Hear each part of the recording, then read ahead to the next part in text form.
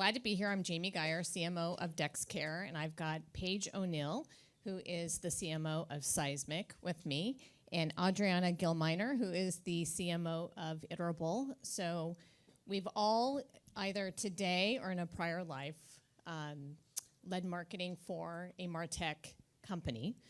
Although, Paige, you might say that you're sales enablement, but... Related. Yeah. So we're going to talk a little bit about the future of MarTech, because I know that we're all making a lot of investments, and we have leading up to this. And then just to ground us in the reality of the space, I don't know how many of you follow Scott Brinker, but he's got Chief MarTech, and they've got a very cool interactive map that you can go out and look at the different categories and classifications of MarTech.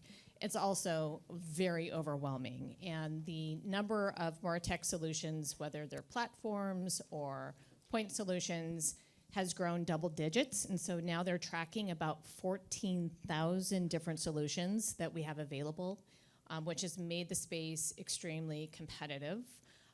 In the US alone, it's about an $8 billion plus industry for us in B2B, not B2C. That would probably be even way higher than that. But it's complicated, and you know it because you are living it every day as we're trying to figure out the right solutions that we want to have for our businesses, but to also make us better at what we do so that we have impact. So I'm glad to get this conversation going. So the first question is, in your own industries, because this is also a chance for you to just share with people what your company does and your brand, is what have you seen in your own space this past year as we're kind of coming to a close in 2024, and then we'll get into some other questions. So Paige, I'll start with you. Sure. Hi, everyone. I think 2024 has been an incredibly complicated year, and just thinking about the complexity, the intro that you gave, what was it, 14,000 technologies, and as someone who's been a CMO multiple times and had to deal with my own MarTech stack or have sold MarTech stacks, I think it feels like you're building a MarTech stack, and then you leave and you go to the next company given the short tenure of CMOs, and then you're starting over again. But I do feel like from a MarTech stack perspective that in the last couple of years, we really are getting closer to being able to achieve everything that we've been promised that we can achieve for years and years with MarTech stacks. And I feel like the maturity is there. AI is definitely speedlining things. And we're able to see some of those benefits. And I always talk to other CMOs about the kind of the magic MarTech stack, and it feels like there are always endless components of that you want to add, but it feels like we're moving to a phase where there's definitely a trend around companies or customers are looking to get as much as they can from the vendors they've already purchased. They're reluctant to add new pieces to the MarTech stack, so there's a challenge to really get the maximum that you can from what you've already installed. And there's also a feeling that that's achievable. What I've seen in my own MarTech stack at Seismic is that I actually had a consultant tell me for the first time ever, you've got all the pieces you need in your MarTech stack, you don't need to add anything else. And I kind of took a step back and said, wait a minute, I've never had that situation before. So it does feel like there's progress being made. We're in a trend where everyone's looking to get as much as they possibly can out of what they have. But with AI and with some of the intent-based technologies that we have with digital experience platforms, it is something that we're making a lot of progress on, I feel. Hi, I'm Adriana, and I'm CMO of Iterable, so it's MarTech. We're an activation layer where we send, email, text, push notifications, all of that. And we work with a lot of companies, some of the biggest B2B companies and also some of the biggest B2C companies. So I've observed, I get to talk to a lot of people and see what the trends, and I would say like three big things that I've seen this year. One is definitely what I would call consolidation, but the consolidation on tech, all this big fragmentation, even though it's driven a lot of the times by CFOs that say, hey, you gotta cut 20% of your MarTech budget or whatever it is. It is also driven by the need of actually having, which is I think a good change, like a real unified view of, or a 360 view of your customer. So what's happened over the last 10 years or so is that, a lot of us have ESPs and then email service providers. And then we hired, our push notification. We have Pendo for our product notifications, all this stuff. So there's like a lot of like channel-based solutions. And now we're all realizing that if you want to actually have a life cycle, like a good journey, a good customer experience, and actually know the data, and be able to personalize, like the Grail promise of personalization, you have to have a tech stack that is centered on the customer and not the channel or not the campaign. So that shift of consolidation is driving that. Second big thing, it is, especially in B2B. All of us have been traditionally gold and rewarded on new logo, right? That's a new leads, MQLs. This is our life, right? But as it's gone difficult to get more acquisition, more expensive, many of us, and I've seen a big shift of that, are now being also gold on NRR, retention and expansion. So customer marketing has really brought up. And so what happened is, guess what? Loyalty is something that B2C has been done for years. And typically B2B customers, and I was in B2C, I was in American Express. And so shifting over, B2B is always like 4 or 5 years behind. So I'm seeing a huge shift on these big B2B brands and especially with marketing, to say, hey, let's focus on how do we drive NRR or GRR, right? Like our gross retention rate. And that has to do, so that is driving a lot of like sort of like a rebalancing of goals, and also the technology that you need to support that. And then last thing, which I think it's been a very interesting thing, it is the merge between ad tech and MarTech. That is a big trend that I'm seeing because, in many, especially if you're in retail or anything like that, it's like, great, we have like big media budgets, but we have to justify that, and the way that we convert that, the way that we increase LTV, the way that we improve our CAC pay ratio is by increasing that activation of those customers. So not just like the new customers, but when you come in. So I'll leave it at that because that's a big trend that also we're seeing of how you're restacking, like having much more. I want to say like one part of that, it's also interesting because I see a lot of, product and marketing collaboration at the customer journey than I've ever seen before. Because, like if you, how many of you have like actual control on product messaging, like in product messaging?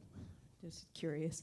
Okay, so that's more than I would say like normally. Like that usually product is, the tech, they're pretty like closed up, like, no, marketing, you're not gonna spam my customers, right? And so we're seeing a shift of saying like, no, this is the science and the art of marketing matters to break down those silos. So the silo between like product communications and engagement and prospects is also merging. So related to that, in the next few years, what do you think is going to dominate?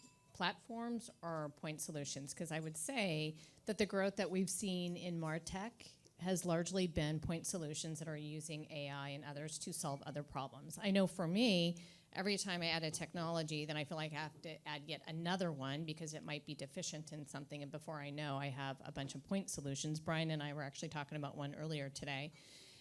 To fill a data enrichment gap. But do you foresee that there's going to be more consolidation, or where do you see the future of platform versus point? Because I know that every MarTech company wants to be a platform or maybe get acquired by one. Yeah, maybe it's just because we want to be a platform too, so I think platform's going to win the day. But I mean, I've been around long enough to I've seen it go back and forth between platform, we used to say best of breed. And I do think that we're moving into more of a platform phase. And I mean, as we both mentioned, this whole trend towards customers are trying to get more out of technology. They're looking for vendors to do as much for them as possible because they've already made the investment. They're trying to get the ROI. So I think there's a real opportunity for us to have conversations as marketers right now with our customers about what else can we do for you? Where can we be providing value? And customers are really open to listening to that, I think, in a way that it feels new and more urgent.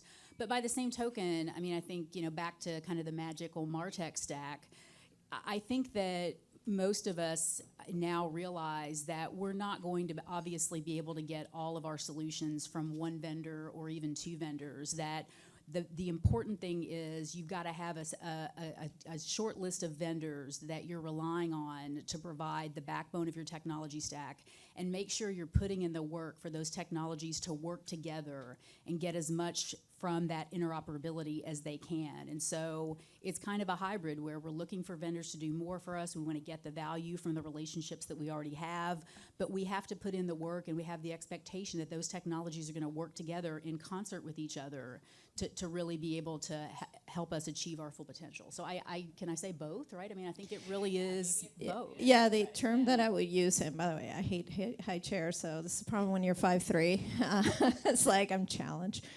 So I'm all uncomfortable.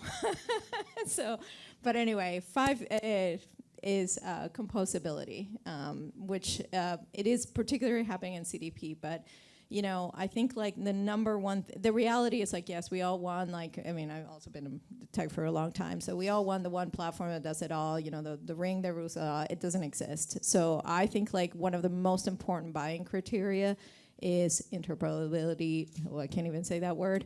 But in the composability, like if you look at your CDPs, like how much of that can you kind of pull into your data warehouses? How much of that can you pull into your orchestration layer? These are important things about it. And you're like, okay, I'm a CMO, I should be thinking about stories. But at the end of the day, and by the way, that's my background. At the end of the day, if I think one miss. Sorry, I'm going in the platform, but one miss that we have is that we think about brand and we think about our media and our ads and our influence and stuff.